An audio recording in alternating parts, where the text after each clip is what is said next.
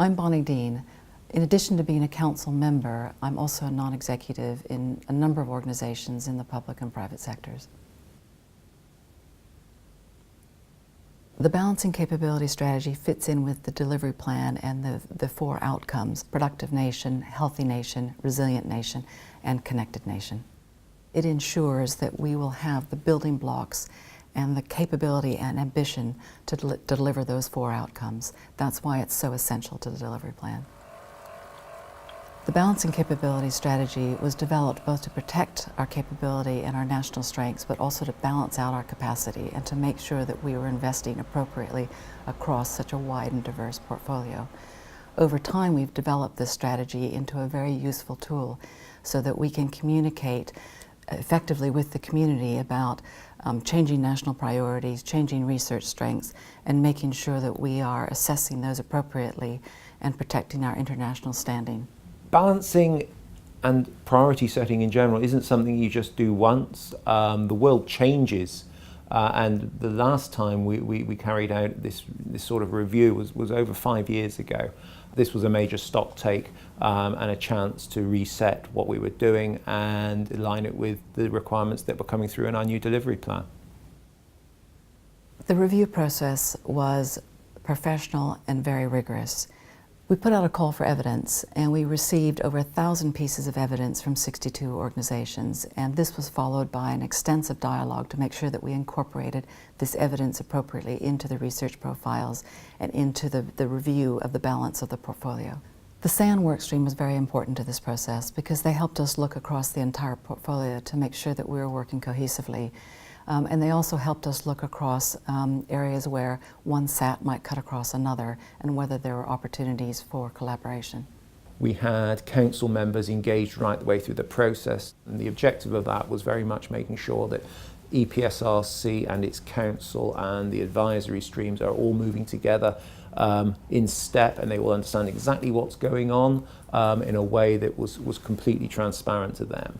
Alongside that, we had a whole raft of activities to make sure that all of the important stakeholders, like the learned societies, like the professional institutes, like the universities, like all the key researchers, were being engaged with, so they knew what was going on. They were being given feedback on what had happened as a result of the call for evidence.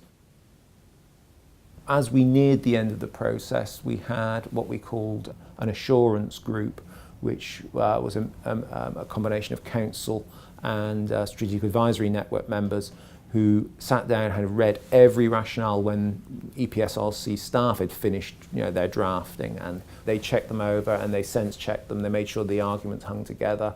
They challenged us where they felt that we hadn't referenced the evidence strongly enough, and gave us all the kind of feedback we needed to try and get it to the state where they were comfortable for it to be released into the outside world. There are many benefits to the balancing capability strategy. First of all, it provides transparency. It also allows the EPSRC to know what's in our portfolio and why. It gives us confidence that we're protecting our international standing. And the evidence produced from the recent review helps us articulate the value of the portfolio to a very wide range of stakeholders.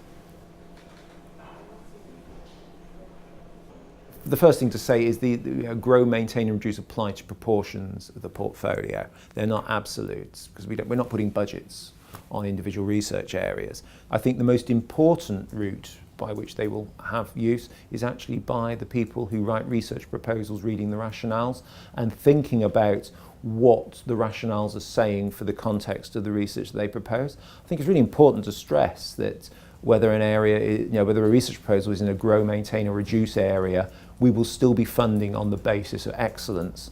But how a proposal is written, if it is referenced to that context, actually can make it a better proposal. I think it's also important to say that the outcomes of balancing capability allow EPSRC and research communities and business to have a dialogue which has a bit more structure, because it gives us a clear platform to say this is what EPSRC thinks is going to happen. It's not meant to be a prescription of what will happen, but it is our best guess based upon what we know. As I sit here, I think it's a good opportunity for me to say thank you for all of the work that has got us to this point. Everybody that I've worked with, including the learned societies, the universities, people in business, individual researchers, they have all freely and enthusiastically joined in with us on this, and I am very grateful for your time and effort and for their time and effort. Thanks.